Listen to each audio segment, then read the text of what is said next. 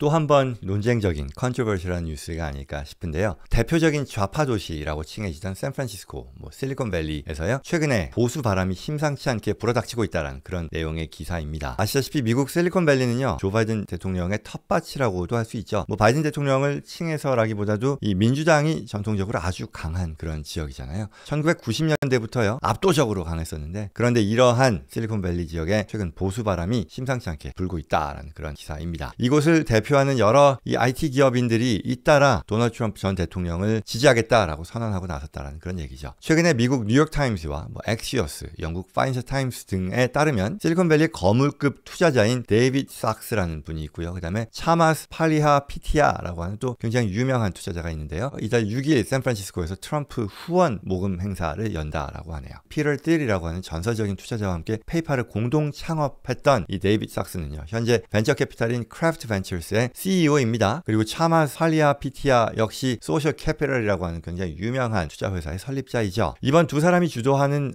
이런 모금 행사에 참여하려면요, 1인당 최소 5만 불 이상을 후원해야 하고요. VIP석의 입장권은 30만 불에 달하는 것으로 알려졌다고 하죠. 이 티켓을 사면 이 트럼프 전 대통령과 저녁 식사, 기념 촬영의 혜택 등이 주어진다고 하네요. 이 행사 외에도요, 이 서던 캘리포니아에서요, 뉴폴 비치죠, 트럼프 후원금 모금 행사가 또 예정되어 있다고 하는데요. 이 행사는 최근에 각광받고 있는 이 거물급 사업가인 파머 럭키가 주도한다라고 합니다. 그는 이 VR 고글 업체였었죠. 이 오큘러스의 창업자입니다. 그리고요, 또 한 분 더, 2020년 대선 때요, 바이든 캠프에 거액을 후원했던 제이콥 헬버그라고 하는 분이 있는데, 이분도 역시 이 트럼프 지지로 돌아섰다고 하네요. 헬버그는 소프트웨어 기업인 팔란티어의 고문이죠. 그런데 이제 최근 트럼프 캠프에 100만 불을 후원해서 이게 또 어떤 상징적인 의미로 알려지기도 했었죠.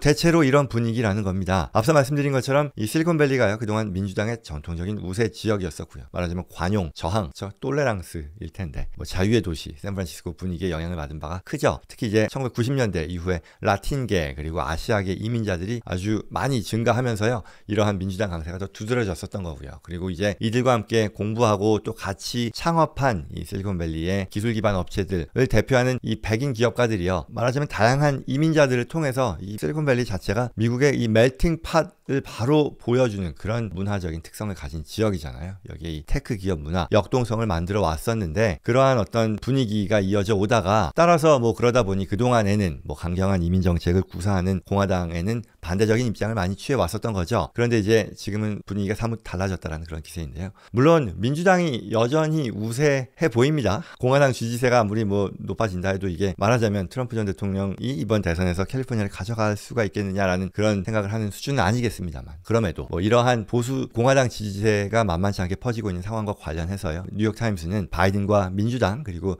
어떤 세계 정세에 대한 좌절감이 저명한 벤처 투자자들로 하여금 점점 더 이 오른쪽으로 기울게 하고 있다, 몰아가고 있다라고 보도를 했네요. 앞서 얘기했던 팔런티어의 고문인 제이콥 헐버그 역시 트럼프의 국경 문제라던가 문제에 대한 대응이라던가 아니면 친이스라엘 정책, 반중국 기조를 지지한다라고 하면서요, 본인이 8년 전에 만약에 트럼프를 지지한다라고 했다면 직면하게 됐었을 법한 그런 비판과 역풍을 지금은 본인은 느끼지 않고 있다, 체감하지 않는다라고 밝혔다라는 거죠. 그래서 이제 뿐만 아니라 여러 이 실리콘밸리의 기업 대표들이 캘리포니아 주의 높은 세금 그리고 치솟는 범죄율로 인해 민주당에 대한 반감이 확산되고 있다라고 의견을 표명한다라는 그런 상황인 거죠. 정치적인 평가는 뒤로 하고서도요, 저도 캘리포니아에서 체감하기로 기업 환경이 아주 우호적이다 또는 쉽다라고 보지는 않습니다. 장단점이 있죠. 장점이라고 한다면 기후, 거리, 그리고 이민자 친화적인 문화 등이 있는 반면 지역에 따라서는 범죄, 안전에 대한 우려, 그리고 또 특히 앞서 말씀드린 세금 부담, 이런 것들은 엄청난 거잖아요. 실제로 이 캘리포니아 지역이요, 실리콘밸리가 속한 이 캘리포니아 주의 세율은요, 최대 금년에 다시 또 올랐으니까 14%가 넘거든요. 미국의 50개 주 가운데 가장 높은 지역입니다. 범죄 노출 역시 10만 명당 한 500명 정도 되니까 최상위권에 속한다라고 하고요. 특히 이제 문제가 되는 게 샌프란시스코 지역을 중심으로 한 마약 중독자의 급증도 역시 큰 사회 문제이잖아요.